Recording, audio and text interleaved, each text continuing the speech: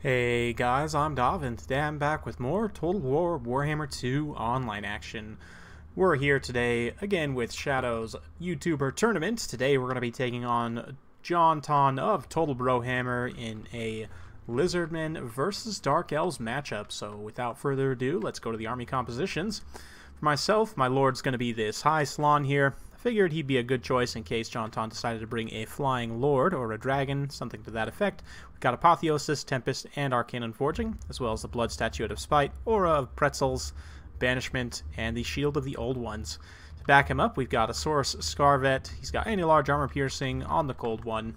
He's just got Anti-Large Armor Piercing, I believe, in any guise, but on the Cold One makes him nice and mobile. 100 Armor, 52 Charge bonus, decent overall. For infantry, we've got 5 Skink Javelins, a Skink cohort with Javelins, 2 Source Warriors, 2 units of Croxigors, a Revification Crystal. We also have 2 units of Skink Skirmishers, and 2 units of Pterodon Riders with a single Skink Chief. Let's go ahead and take a look at JonTaun's build here. For infantry, he's got a front line of Dread Spears with 2 Hargoneth Executioners, 2 Witch Elves, and a single Black Guard. He's also got several units of Dark Shards with shields. Malekith has been brought on Seraphon here, so this is one of those things about Warhammer. You're trying to guess what your opponent brings, and this time I was able to guess right, so we're going to use that Tempest to try and slow down Malekith here. I mean, he obviously is still a very powerful character. In terms of his spell loadout here, it looks like he's got Power of Darkness, Word of Pain, and Soul Stealer. So very good stuff. Without further ado, let's go ahead and kick the battle into full gear, and we'll watch as things unfold. So, first things first, we're going to be moving up into the skirmish phase, moving these Pterodon Riders forward, just try and apply the poison missile damage. You guys can see here they've got poison on their missile attacks, and they do pretty solid missile attacks. 13 armor piercing damage. They don't have too many unit models, but they can still do quite a bit of damage over time. They also have the little rock drop ability. You can see the Pterodons carrying around their rocks. So you can drop those at some point, and it will do quite a bit of splash damage. But yeah, so far we're just going to be hanging tight, trying to allow my Pterodons to do as much work as possible. Since I have a ranged advantage here, we can try and poke away a little bit at JonTaun and try and force him into an unfavorable engagement. I especially want to try and take down these Dark Shards with shields here, so we're going to pull up and toss a few volleys there. They're going to turn and start returning fire with their shields, and oh man, I just love the animations on these guys, how they like recock their crossbows on their shield. Makes me really want Pavis Crossbowmen for like a Southern Realms faction. I think that'd be super cool. But anyway, we are going to retreat a little bit there because we don't want to take that fight straight up. It's going to be very cost inefficient. We have done a little bit of damage to those Dark Shards though. Same with these Dread Spears. They're not high value targets by any means. Definitely want to try and use my skirmishers on these 2 units of Witch Elves. They're going to be the most valuable target with their 5 armor, and you know, obviously they do have physical resistance as well, but they'll take a lot of damage from missile attacks. So we're going to try and focus our fire there. And of course, Malekith, if we can drop him with a Tempest and just hit him with a whole bunch of missile fire, can do quite a bit of damage in that respect as well. But yeah, we're just about into range here. The reason why I'm sitting back is because I have a mostly skink build. And of course, since we're fighting on a map with this swamp area, the skinks with their aquatics trait are going to get a bonus to fighting in this kind of terrain. So get excited about that. But yeah, again, just doing a little bit of skirmishing here, trying to poke away. Now we've got these Witch Elves in our sights here, and managed to take down a couple of unit models, doing a tiny bit of HP damage. But these units, they don't deal the damage real fast. They have the potential to deal a lot of damage, but they're not going to do it very quickly. They take some time to kind of whittle things down. You can see we're able to take out about 4 unit models on the Witch Elves at the end of the day, and Malekith has strayed in range to get hit by that Tempest. My Slon is actually hidden in the woods here, so JonTaun couldn't see him, but yeah, you can see Malekith desperately trying to get away here. We're going to turn and start to fire with the Pterodons, but since JonTaun's crossbows are in range, we don't really want to stand and fight for too long there. And we'll end up taking a lot more damage than is necessary. But you can see these Skink Javelins, despite the 100 armor of these Blackguard of Nagaron here, just the pure volume of fire of those Javelin volleys has done quite a bit of HP damage here.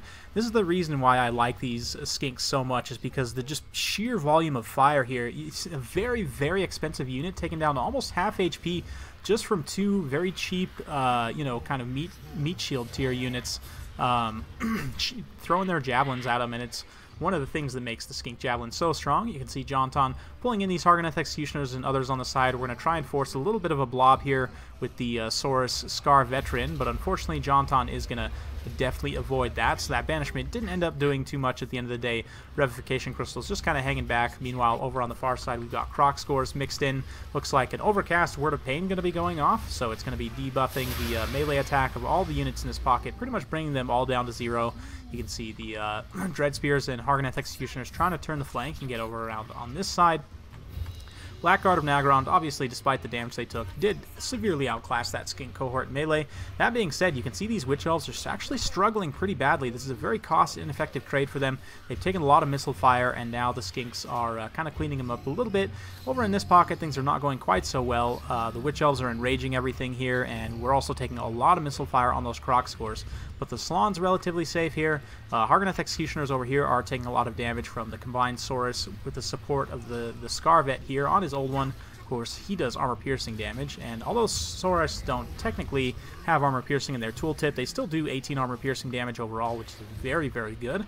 But yeah, you can see a little bit of a break in the center. The infantry engagement is definitely being won by the Dark Elves. That being said, though, we're trying to secure, we've got the Revivification Crystal here, the Slon, and we're trying to secure some of our other high-value targets while we finish off Malekith. He's taking quite a bit of damage.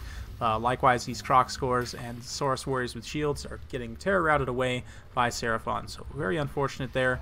That being said, though, Saurus Scarvet's still relatively healthy. Skinks holding out valiantly against Dread Spears over on the far side there. And yeah, Gary, the old Revivification Crystal, still fighting relatively healthy in here. The Blackguard of Naggarond obviously are going to be a big danger to him, but he should be able to do a little bit of damage in return, and at the very least he's going to hold him in place while the rest of these Skinks throw in their Poison Javelins here. We're also going to get a nice rock drop from all the Pterodon Riders remaining, just doing a huge amount of burst damage to this pocket here. It is actually enough to terrify away those Witch Elves, so that does mean we're going to regain control of Gary shortly as soon as that Madness of Cain proc wears off. And yeah, we're going to be in pretty good shape here. That being said, Saurus Warriors getting routed off on the far side. We do have some rallied Croc Scores. Slon Mage Priest is still completely healthy, though, and likewise this Saurus Scarvet also very healthy, currently trying to pull away from some of these Witch Elves here. Skink Skirmishers, although they are not a melee unit per se, they're going to win against this very, very tattered unit of Dread Spears here. And yeah, you can see the Saurus Scarvet here, not quite able to pull away, unfortunately. He does get distracted by those Witch Elves a little bit, and we could definitely use his anti-large armor piercing in order to take down Malekith here, but I actually use these Pterodon Riders to get on Malekith and just pin him down momentarily. He is going to use the Soul Stealer on Gary, the Revivification Crystal, in order to get some additional HP back, but as soon as he pops up in the air, we're in range, and we're going to hit him immediately with that Tempest, since there's no targets in this area. The kind of the idea was I needed to get all my ground targets out of this area, because he needs to be up in the air for me to be able to cast that.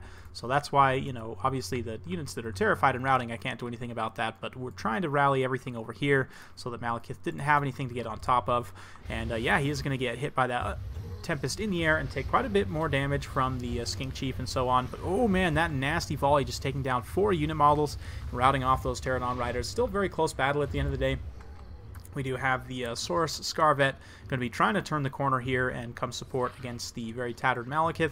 Malekith has his sights set on the Bastiladon here, but that doesn't mean he's going to continuously take this missile fire from the Skink Chief here, which doesn't do that much, but at the end of the day, it is going to do a little bit, and over time can definitely do quite a bit. You see the breath going down there, and it looks like it was actually on those Skink cohort with Javelins, did a ton of damage there, and might actually rout them off at the end of the day. But yeah, it looks like Malekith finally realized that this Skink Chief is right next to him. Decided to put an attack order on him, which is very, very strong. We're going to try and run away, obviously. We don't want to take that in melee. And finally, the Saurus Scarvet is going to be able to get over and around on this side. We're still in a very dangerous situation just because these Dark Shards with shields, all 3 of them are relatively healthy. They all have quite a bit of ammo left. So yeah, we are going to drop one more Tempest on Malekith here. That should be enough to just about finish him off, or at the very least finish his leadership. Unfortunately, the Revivification Crystal strayed, and this is a very dangerous situation for this Saurus Scarvet to just be walking right in front of all these Dread Spears, but we're going to charge him in to at least interrupt the 1 unit from firing. Likewise, we're going to try and get, let's see here, thought we were going to maybe try and get some other units in here, but yeah, Malekith down to only 595 hit points, so he's getting very, very low at this point. Slann doesn't have too much more room to retreat. You can see we're just about at the edge of the map here. We've fallen back so much, but yeah, Malekith very, very low, 378 hit points, and if I can get one more Tempest off, it's pretty much going to finish him off, and we should be able to win. That being said, just on leadership and the balance of power at this point, we're pretty far ahead.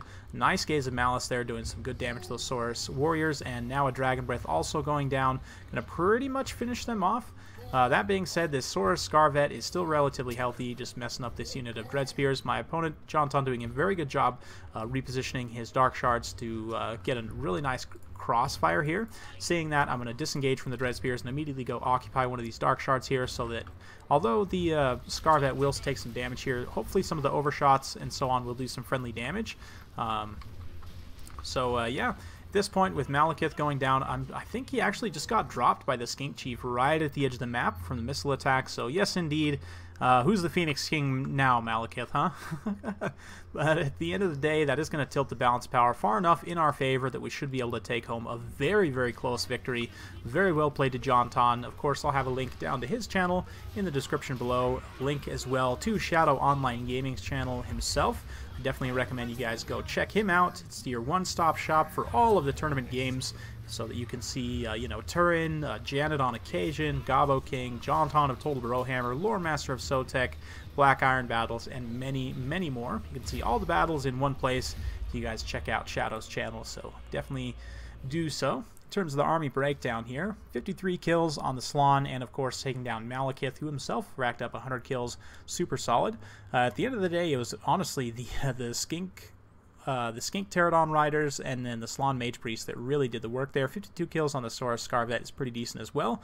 The infantry line got pretty badly outclassed. You can see from my opponent here, JonTaun racking up 105 and 81 on the Hargoneth Executioners, 72 and 53 on the Witch Elves, even 106 on Dread Spears. They must have got tangled up with some skinks at some point.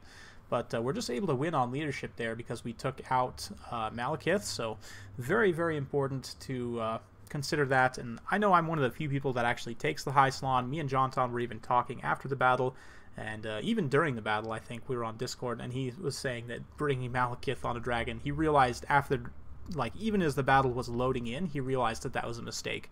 So it definitely ended up being a pretty big mistake because I countered him with the high Slann, but that's just kind of how things go sometimes. You live and learn. But anyway, very well played to JonTaun. Hope you guys enjoyed watching. If you like this kind of content, be sure to like and subscribe. Hit that bell notification button so every time I upload a new video, you'll be notified. Thank you once again for watching, and we'll see you next time.